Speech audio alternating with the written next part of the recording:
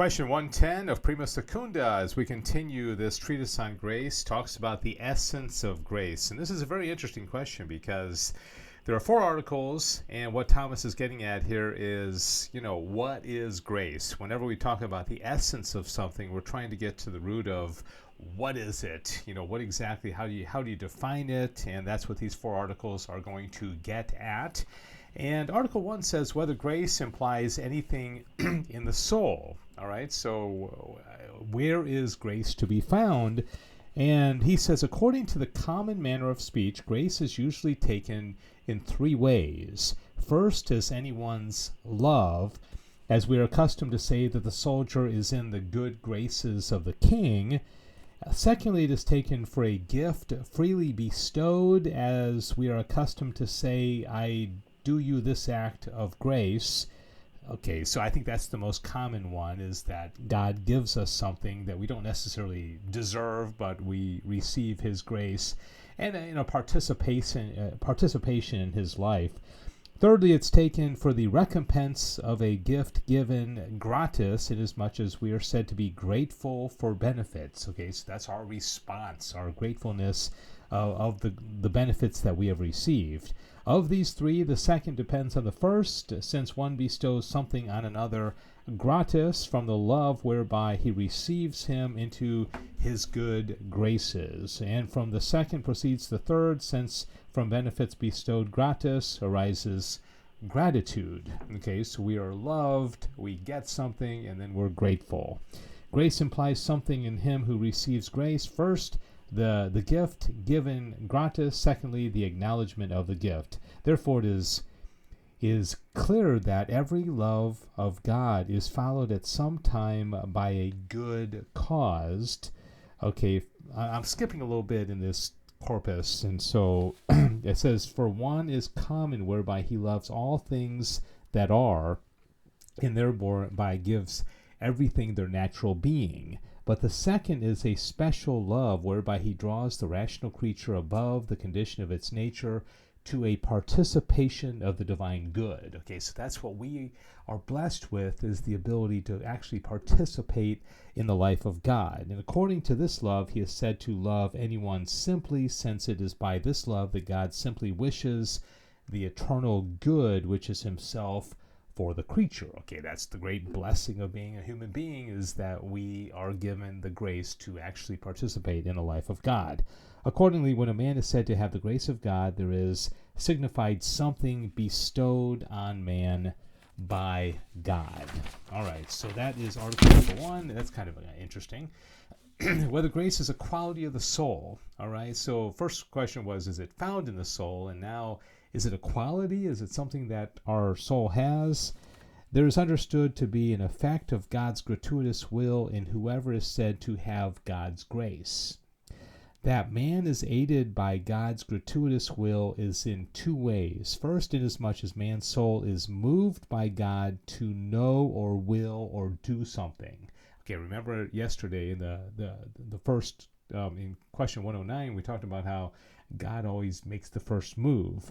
And in this way, the gratuitous effect in man is not a quality, but a movement of the soul. Okay, it's being moved by God. Motion is the act of the mover.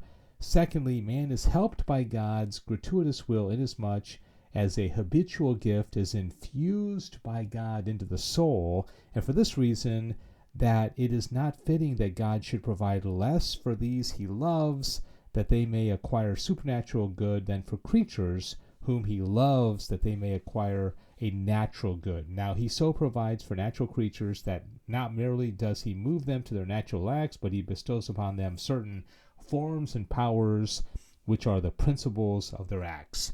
All right, so a bird is given wings, a fish is given, gills and fins, and every creature is given what it needs in order for it to achieve its end. And so what he's saying here is, in the second regard, we're given a quality in our soul, which is grace, because our end is supernatural, and it would be kind of silly for us to have a supernatural end but not the ability to achieve it. And so in that regard, it is a quality of the soul.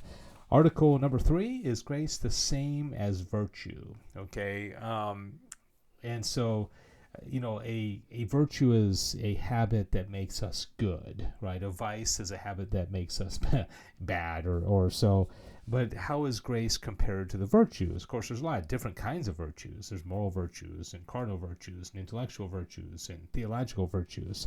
He says, since as the philosopher Aristotle says, virtue is disposition of what is perfect, and I call perfect what is disposed according to its nature. Nature, very important word in the Summa. Now from this it is clear that the virtue of a thing has reference to some pre-existing nature. Nature is a really controversial word in philosophy because some philosophers don't believe there's any such thing as nature, because nature implies that there is some desired end, there's some telos, right? From the fact that everything is disposed with reference to what befits its nature. But it is manifest that the virtues acquired by human acts, of which we spoke above, he's talking about previously, are dispositions whereby man is fittingly disposed with reference to the nature whereby he is a man, whereas infused virtues dispose a man to a higher manner towards a higher end, and consequently in relation to some higher nature, that is the participation of the divine nature. Now, the confusing thing here is that there's a lot, like I said before, there's a lot of different kinds of virtues, and they're very, very different. The virtue of chastity and the theological virtue of charity are very, very different, and they have different ends, they have different purposes. One's supernatural, one's natural. So now he's saying, is grace the same as virtue? Well, it's similar to theological virtues, but it's very different from moral virtues, but it's still different from all of them. And thus, even as the natural light of reason is something beside the acquired virtues which are ordained to this natural light, so also the light of grace, which is a participation of the divine nature, is something besides the infused virtues which are derived from and are attained to this light. So he's saying even the theological virtues, even though they're supernatural and grace is supernatural, they're not the same thing. So, for as the acquired virtues enable a man to walk in accordance with the natural light of reason, so do the infused virtues enable a man to walk as befits the light of grace, but they're not the same thing. Article 4, whether grace is in the essence of the soul as a subject or one of its powers. Is grace a power, or is it in our essence?